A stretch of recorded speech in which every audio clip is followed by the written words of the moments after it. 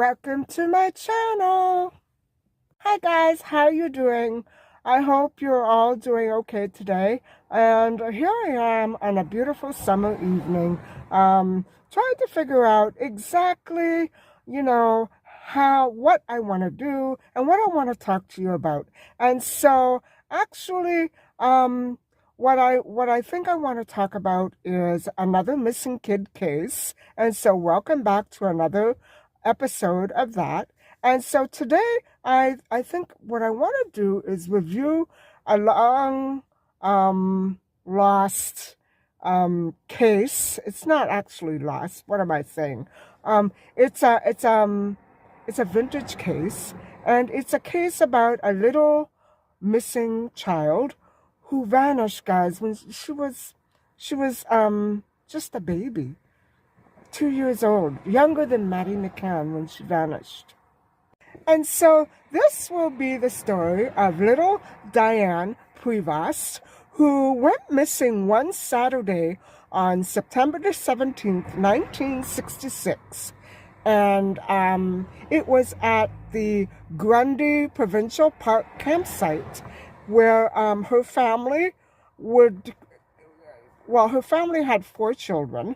And so little Diane and her family would go and camp out there at Grundy Provincial Park every weekend.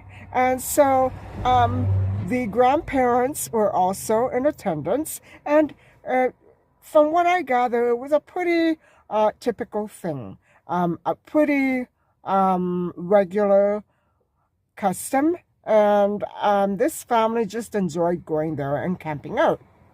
Diane's father, Bernard, and her grandfather, Adolius, and her brother, Claude, who was 4, went fishing at the dock. And so what happened was the mother, Claire, and Therese, the grandmom, would just simply sit by the water, the lake's edge, and maybe watch Joanne, 5, and Lise, 3, play in the water. But little Diane never really played in the water. She was kind of afraid of the water, so she stuck by them. On that Saturday in September, Bernard and Claire, the parents, decided to bring the 4 children to the beach while Bernard fished on the dock with his father-in-law. And so little Claude was with them. Adolius and Therese decided to take a nap while the rest of the family was down at the beach. Now, already I see a contradiction here. I see a contradiction where it says that the granddad and the dad and Claude fished, and now in the very next paragraph of the same story, I see that the grandfather wasn't there. Instead, he was taking a nap. Now, that's what's funny about this story. Not funny in a comical sense, but funny in a weird sense, that it doesn't really ring true. I'm not saying that it was a lie, that the grandfather took a nap, or the grandfather went fishing. I'm just saying that how can a grandfather be in 2 places at the same time? So I'm wondering what version is the correct version. And so Claire, Joanne, Claude, and Lise were by the beach looking for frogs right on the shore. And little Diane was playing in the sand. And so Diane wanted to return to the campsite to be with her mom and dad. And so Bernard said that he would bring her back as soon as he got his fishing line untangled. And so while Bernard was busy untangling his fishing line, he had his back turned away from Diane. And so he wasn't watching her. He was very close to her. But something happened in the span of those few minutes between the time that Diane asked him to take her back to the campsite and when he finally got his line untangled, she vanished. And so instead of finding her playing in the sand where he had just left her moments before, he turned around and she was gone. And so what happened was he thought that maybe she would have toddled off back to the campsite on her own. And so now I'm not sure exactly how far the campsite was from the lake where they were fishing. I don't know. It says here the trailer was parked 500 feet away. And so I guess that's kind of a far walk for a child of 2 out in the wilderness. I don't know how civilized that area was at the time, if there were other people around. This story doesn't gloss over anything like that. It just gives us bare details. And so I'm not sure, guys. So, meanwhile, while Bernard had gone to look for Diane back at the campsite, Claire turned around and came back to the lake, panicked because they couldn't find their daughter. Between the campsite and the lake, she had completely vanished.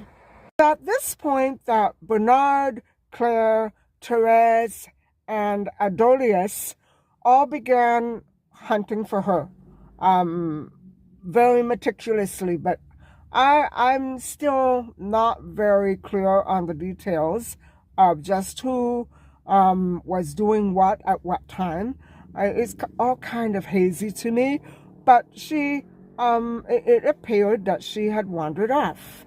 So the 4 people looked for Diane for about an hour, thinking that she had probably just wandered off and maybe lost her bearings. Of course, she was just a couple of years old.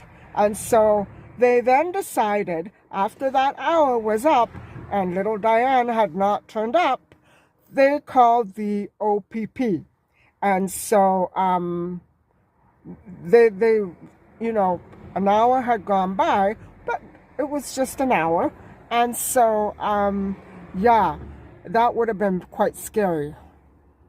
So, the parents were scared that they wouldn't find their baby daughter, Diane, before dark. And obviously that's ultimately what ended up happening. Bernard wanted the OPP to call the USA and Canadian borders to advise them of a missing child and a missing little girl, but the police said they would find her probably in the park.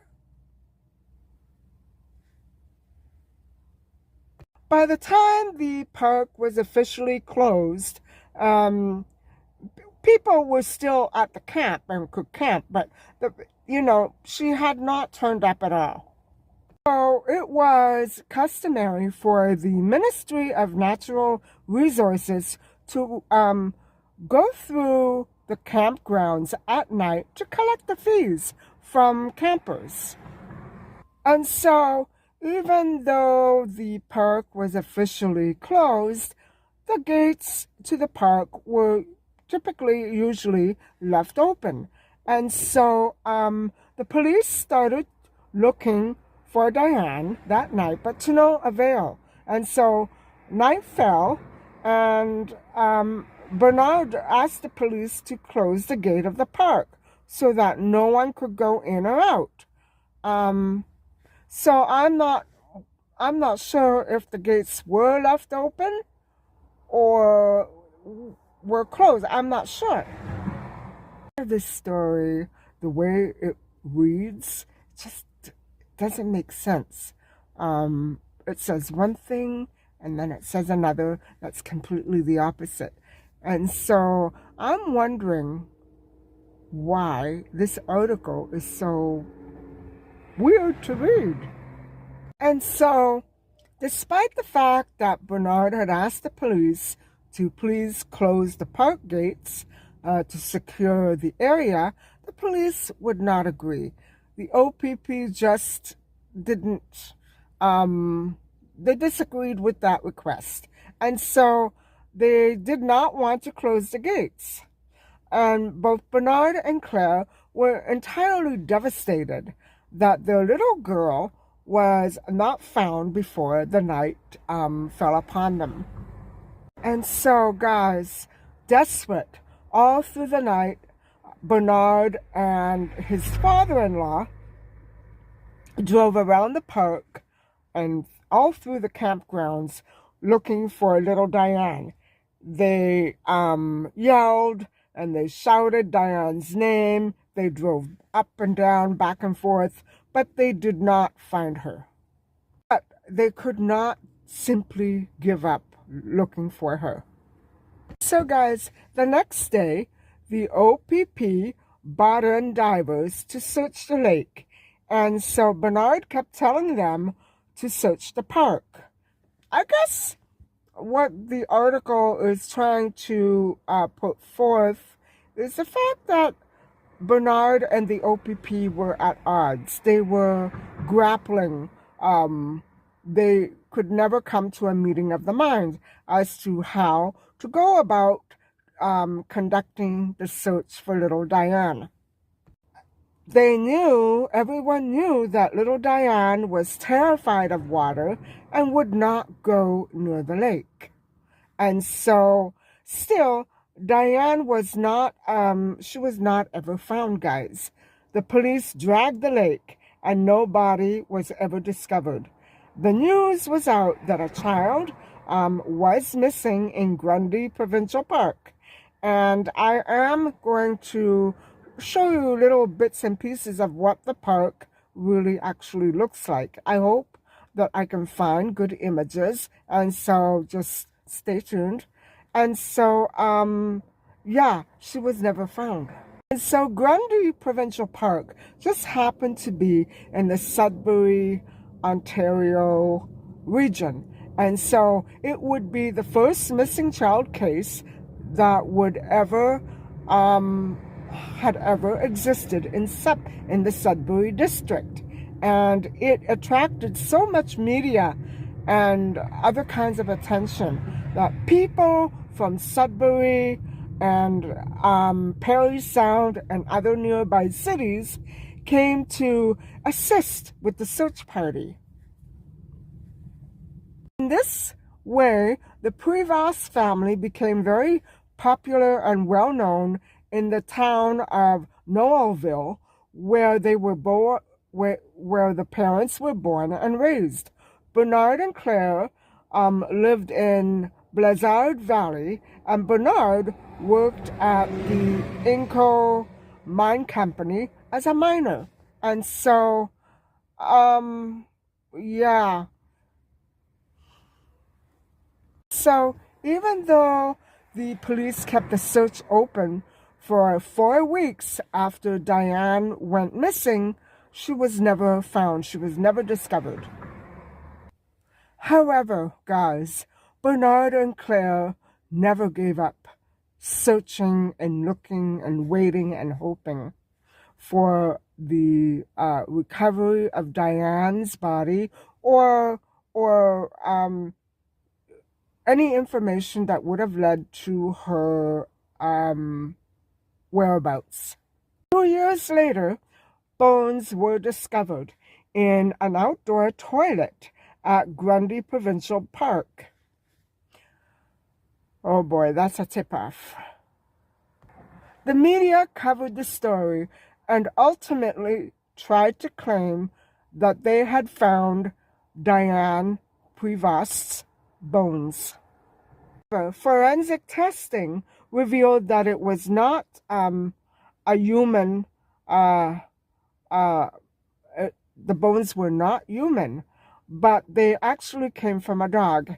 And that really is just as terrifying as discovering that they could have been human, because, guys, who would lock a dog in a washroom, in a public washroom? Who would do that? Who would bring a dog there? We don't know if the dog was ultimately locked in or if somebody abused them there, but there were animal bones in a public washroom. And so what I'm trying to say is that there is evidence here of criminal activity. So, guys, to this day, Diane's remaining family and her parents, all through their life, never ever gave up hope that she would one day ultimately be discovered, and that they would come to find out the truth of exactly what happened to their daughter. You know, along with this story is the widespread concept that campsites, you know, can often be a place where people with criminal tendencies could hang out. They could basically hang out there. You know what I'm saying? So apart from the groups of people who go there to these campsites for a break, an escape, there are the regular campers who are there all the time. I'm not saying anything against camping. I think camping is wonderful. It's great to be outdoors and in touch with nature. And, you know, when I was a teenager, I was obsessed with camping. I never went camping. But I was obsessed with the idea of living in the outdoors. But of course, you know, I came to realize that camping was not for me because the trees didn't come with those little electrical outlets where I could blow dry my hair. And so what I'm trying to say is that oftentimes we hear in some news stories that children who go missing from various campsites are, you know, the idea is that these campsites are frequently sprinkled with criminals who purposely go searching for children who are caught unawares. They're not in their natural surroundings, and they are temporarily separated from mom and dad, right? And so these criminals stalk and they are like predators. They wait for that chance. This story reminds me so much of a couple of other stories that we covered across Europe. And one of them was the story of little Rene, a little boy who went missing in Portugal just along the coast of the ocean. Also reminds me of the little German girl who permanently vanished from a German forest when her parents and their friends went camping in the German forest, something that they did very regularly.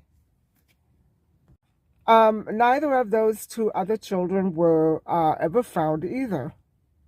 Well, guys, I hope that you have enjoyed listening to this story about little Diane, who vanished from a provincial park in 1966. And so, ultimately, I don't know where she could be or what might have happened to her, but obviously, some foul play is actually apparent. And so, I wish that somebody could come up with another idea as to what might have happened to little Diane and where to start searching for her. Thank you so much for listening and watching.